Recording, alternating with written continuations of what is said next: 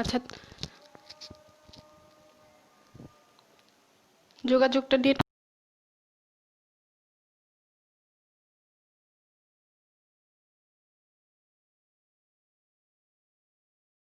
আমরা 3-2 নং সমাধানটা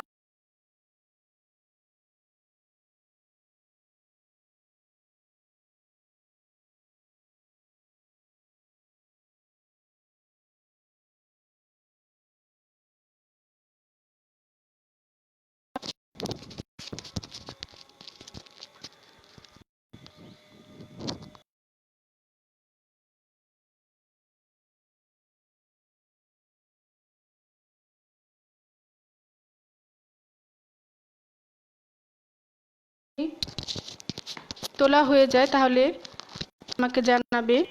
তাহলে আমরা পরের, হ্যাঁ, নেটের সমস্যা হয়েছিল।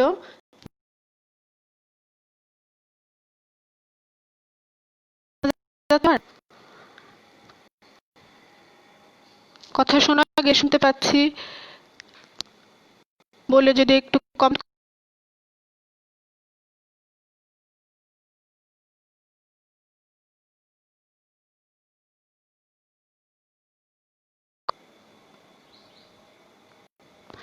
নেটে সমস্যা করছে।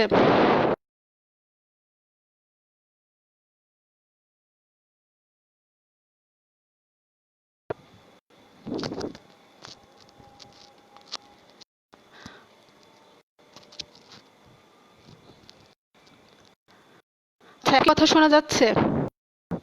আমরা 3 নম্বর অঙ্ক তৃতীয় সমাধানটা করেছি।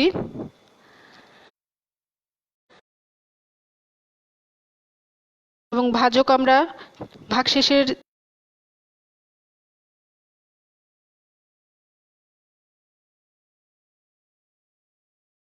দিয়ে আমরা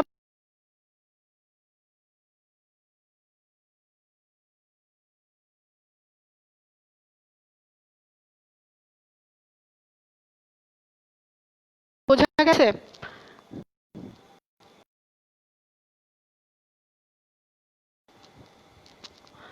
আচ্ছা, কথা কি এখনো শোনা যাচ্ছে না? কেটে কেটে আসছে কথা। নেটওয়ার্কের সমস্যার কারণে হতে পারে।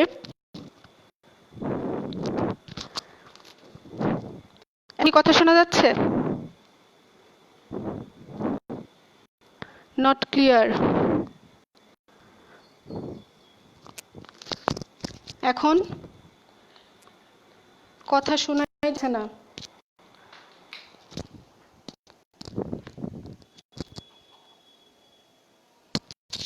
কথা শোনা যাচ্ছে এবার? আমরা ভাজ্য পেয়েছি 146। ক্লিয়ার না? আচ্ছা, কেউ আবার ইয়েস লিখছো? আচ্ছা, এবার শোনা যাচ্ছে। তাহলে আমরা তাহলে এটার পরের অঙ্কে যাচ্ছি।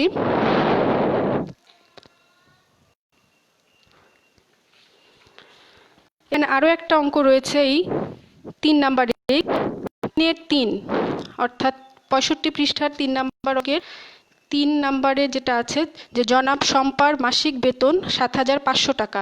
প্রতি মাসে তার খরচ হয় 7,250 টাকা। তিনি 1 বছরে কত টাকা জমাতে পারেন? এই অঙ্কটাকে আমাদের গাণিতিক বাক্যে প্রকাশ করতে হবে, তারপর সমাধান করতে হবে। আচ্ছা, তাহলে আমরা দেখি কি কি তথ্য দেওয়া আছে। সেই তথ্যের আলোকে আমরা অঙ্কটাকে একটু সাজিয়ে নিয়ে তারপর গাণিতিক বাক্যে লিখব।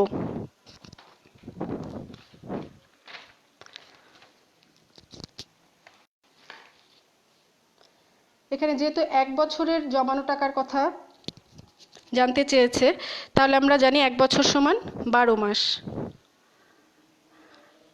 এখন জনাব শম্পা 1 মাসে তার মাসিক বেতন 7,500 টাকা, অর্থাৎ তিনি 1 মাসে বেতন পান 7,500 টাকা এবং প্রতি মাসে তার খরচ দেওয়া আছে 7,250 টাকা, অর্থাৎ 1 মাসে তিনি খরচ করেন 7,250 টাকা। তাহলে বেতন যা পাচ্ছেন সেখান থেকে যদি আমরা খরচের টাকাটা বাদ দিয়ে দিই, তাহলে যে টাকা রয়ে যাবে সেটাই তিনি জমান। তাহলে দেখি 1 মাসে তিনি কত টাকা জমা করেন। 1 মাসে তিনি জমা করেন এই 7,500 টাকা থেকে আমরা বিয়োগ করে দিব ৭,২৫০ টাকা। কিন্তু বিয়োগফলটা এখানেই লিখব না, কারণ আমরা গাণিতিক বাক্যটা গঠন করতে চাই, তাই এই বিয়োগ আকারেই আমরা রেখে দেব। আচ্ছা, তাহলে 1 মাসে যদি জমা করেন এই অবশিষ্ট টাকাটা, এই বিয়োগ করার পর যে অংশটা থাকবে সেই টাকাটা, তাহলে তিনি 1 বছরে অর্থাৎ 12 মাসে কত টাকা জমাতে পারবেন? কম না বেশি টাকা? অবশ্যই 12 মাসে বেশি টাকা জমা হবে। অর্থাৎ আমরা 1 মাসে যে টাকাটা জমছে সেই পরিমাণ টাকার সাথে যদি 12 গুণ করি, যেহেতু 12 মাস, 12 গুণ করি, তাহলে আমরা 12 মাসের জমানো টাকার পরিমাণ পেব। অর্থাৎ 12 মাসে জমা করেন, এই যে 1 মাসে জমানোর টাকা তার সাথে আরও 12 গুণ হবে, আরও 12 গুণ হবে। তাহলে আমরা এখন গাণিতিক বাক্য, তাহলে গাণিতিক বাক্যটাকে আমরা এই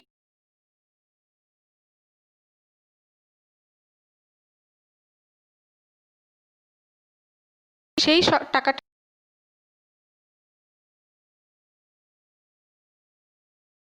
তাহলে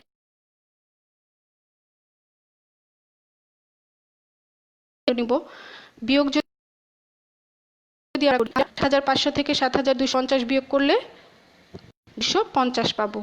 তার সাথে 12 গুণ করলে আমরা এখন যদি এটা রাফে আমরা গুণটা দেখি, তাহলে আমরা পাবো ৩,০০০ টাকা। ঠিক আছে, এটা যদি আমরা রাফে গুণ করি তাহলে আমরা পাবো ৩,০০০ টাকা। এটা গাণিতিক বাক্য, তাহলে অতএব তিনি ৩,০০০ টাকা জমা করতে পারবেন। সুতরাং উত্তর হিসেবে আমরা লিখতে পারি যে তিনি 1 বছরে ৩,০০০ টাকা জমাতে পারবেন। এবার তোমরা অঙ্কটা তুলতে থাকো এবং আমি আরও একবার বুঝিয়ে দিতে থাকি।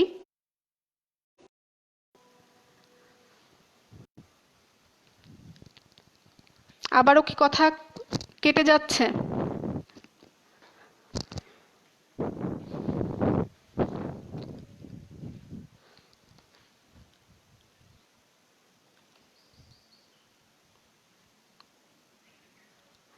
আচ্ছা, অনেকেই তাহলে আমরা আরেকবার অঙ্কটা একটু বুঝে নিই, আর এই সময়ের মধ্যে তোমরা অঙ্কটা ফেলো সিডাব্লিউ খাতায়। আমাদেরকে প্রশ্নে বলা হয়েছে জনাব শম্পার মাসিক বেতন ৭,৫০০ টাকা, প্রতি মাসে তার খরচ হয় ৭,২৫০ টাকা। তিনি 1 বছরে কত টাকা জমাতে পারবেন? তাহলে 1 বছর সমান আমরা জানি 12 মাস। 1 মাসে বেতন পান ৭,৫০০ টাকা, আর 1 মাসে তিনি খরচ করেন ৭,২৫০ টাকা। অতএব 1 মাসে জমা করেন, এটার বিয়োগ ফলটাই হচ্ছে তিনি জমা করেন। 1 মাসে যদি ওই পরিমাণ টাকা জমা করেন তাহলে 12 মাসে অবশ্যই তার বেশি হবে, তাই 12 দিয়ে আমরা গুণ করেছি এবং গাণিতিক বাক্যটা আমরা পেয়েছি যে প্রথম বন্ধনীর ভিতরে আছে ৭,৫০০ বিয়োগ ৭,২৫০ এবং তারপরে সেই পুরো অংশটার সাথে 12 গুণ করব। তাহলে আমরা প্রথমে বিয়োগের কাজটা করে পেয়েছি 250 টাকা এবং তারপরে 12 দিয়ে গুণ করে 3,০০০ টাকা পেলাম। তাহলে এই 3,০০০ টাকা তিনি জমাতে পারবেন। 1 বছরে তিনি 3,০০০ টাকা জমাতে পারবেন।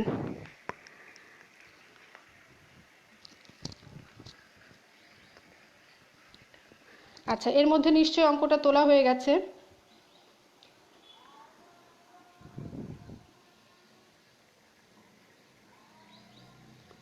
আর যখন তোমরা ক্লাস করবে তখন নিজেরা কোনো কমেন্টের মাধ্যমে কথা বলবে না, একে অন্যের সাথে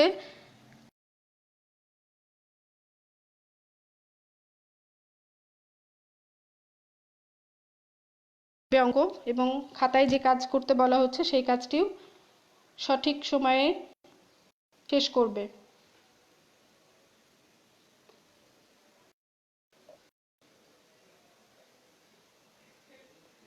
আচ্ছা, সবার কি হয়েছে?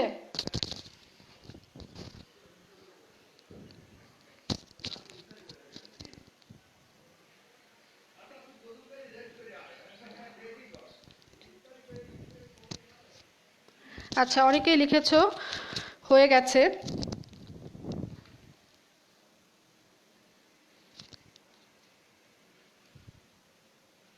আচ্ছা, আবার কেউ কেউ লিখছো হয়নি। আমি আরেকটু সময় দিচ্ছি, এটা তুলে নিবে।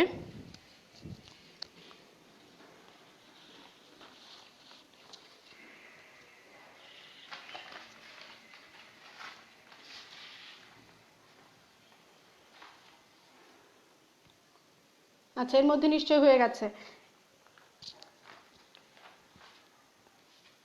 এরপর আমাদের বইয়ে দেখো 65 পৃষ্ঠায় নিচে কি 3টে অঙ্ক রয়েছে। সাধারণ আমরা যেভাবে অঙ্ক করি, যেহেতু এই অধ্যায়টাই যোগ বিয়োগ গুণ ভাগ এই 4 প্রক্রিয়ার সংক্রান্ত সমস্যা, তেমনই 3টে সমস্যা এখানে দেওয়া আছে 65 পৃষ্ঠার। যদি অঙ্কগুলো আমরা একটু দেখি, প্রথম অঙ্কটা দেখি যে রূপা ও মনির কাছে একসঙ্গে 875 টাকা আছে।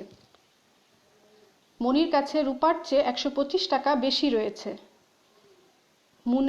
মনি ও রূপা প্রত্যেকের কাছে কত টাকা আছে সেটা বের করতে হবে। তাহলে রূপা ও মনির কাছে একসঙ্গে আছে কত? 875 টাকা। আর মনির কাছে বলছে যে রূপার থেকে 125 টাকা বেশি আছে। এখন আলাদাভাবে মনির কত টাকা আছে এবং রূপার কত টাকা আছে সেটাই বের করতে হবে। তাহলে আমরা যদি অঙ্কটা সমাধান শুরু করি, আমাদের অঙ্কে দেওয়া আছে কি কি? অঙ্কে দেওয়া আছে রূপা এবং মনির কাছে একসাথে আছে 875 টাকা। এখন আরও দেওয়া আছে যে মনির কাছে রূপার চেয়ে 125 টাকা বেশি আছে। তাহলে যদি আমরা এই দুইজনের টাকা একসাথে যে 875 টাকা আছে সেই টাকা থেকে এই মনির যে বেশি টাকাটা আছে সেটাকে যদি বাদ দিয়ে দিই, সরিয়ে নিই, তাহলে যে টাকাটা থাকবে সেই টাকাটাকে আমরা সমান 2 ভাগে ভাগ করলে, অর্ধেক করে ফেললে তার 1 ভাগ হবে রূপার টাকার পরিমাণ। আমি কি বললাম? বললাম যে রূপার টাকাটা যদি আমরা বের করতে চাই, তাহলে এই যে রূপা মনির একসাথে যে 875 টাকা ছিল সেই টাকা থেকে মনির যে বেশি টাকাটা আছে 125 টাকা, সেটাকে প্রথমে বিয়োগ করে নেব। বিয়োগ করে নিলে যে ফলাফলটা পাবো, যে পরিমাণটা পাবো টাকার, তার অর্ধেক টাকা হচ্ছে রূপার, আমরা বলতে পারি। তাহলে এটাকে অর্ধেক মানে কি 2 ভাগ করে ফেলা, অর্থাৎ আমরা তখন বলতে পারি যে সুতরাং রূপার কাছে আছে 875 থেকে এই 125কে বাদ দিলে যে বিয়োগফলটা পাবো সেটাকে যদি আমরা 2 ভাগ করে ফেলি, 2 দিয়ে ভাগ করি, তাহলে যে টাকাটা পাবো সেটাই রূপার কাছে থাকা টাকার পরিমাণ। তাহলে আমরা এখন যদি এখানে হিসাব শুরু করি, তাহলে প্রথমে আমরা বিয়োগের কাজটা করব।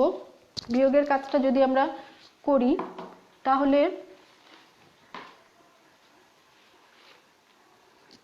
বিয়োগের কাজটা 5 থেকে 5 বিয়োগ করলে আমরা 0 পাবো।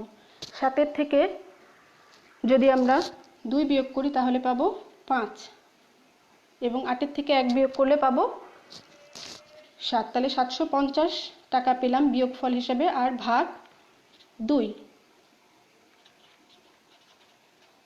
এখন আমাদের এই ভাগের কাজটা করতে হবে। আমরা রাফে ভাগের কাজটা যদি করি, 2 দিয়ে আমরা 750কে ভাগ করি, তাহলে এর ভিতরে আছে কত? 3 বার। 3 দুগুণ 6। 7 থেকে 6 বিয়োগ করলে 1, আর এই ভাজ্য থেকে নামলো 5। তাহলে 15-এর ভিতরে 2 আছে কয়বার? 7 বার। 7 দুগুণ 14। তাহলে বিয়োগ করে নামলো 1, ভাজ্যের থেকে 0 নামলো 10। 10-এর মধ্যে 2 আছে 5 বার। তাহলে 5 দুগুণ 10। তাহলে আমরা ভাগফল হিসেবে পেলাম 375 টাকা। তাহলে রূপার কাছে আছে 375 টাকা। আর রূপার টাকা যদি আমরা পেয়ে যাই, তাহলে সেখান থেকে মনির টাকা আমরা বের করতে পারবো। তাহলে মনিরের কাছে আছে এখন রূপার চেয়ে 125 টাকা বেশি। মনির কাছে আছে রূপার চেয়ে 125 টাকা বেশি। তাহলে রূপার যে টাকাটা, তার সাথে যদি আমরা 125 যোগ করি, 375-এর সাথে যদি আমরা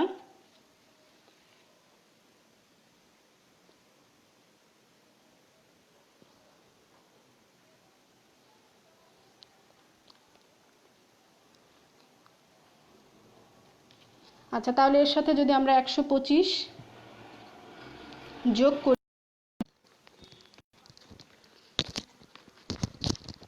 লাইন কি আছে?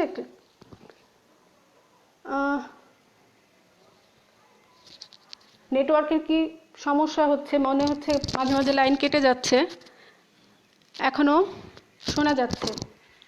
আচ্ছা, তাহলে আমরা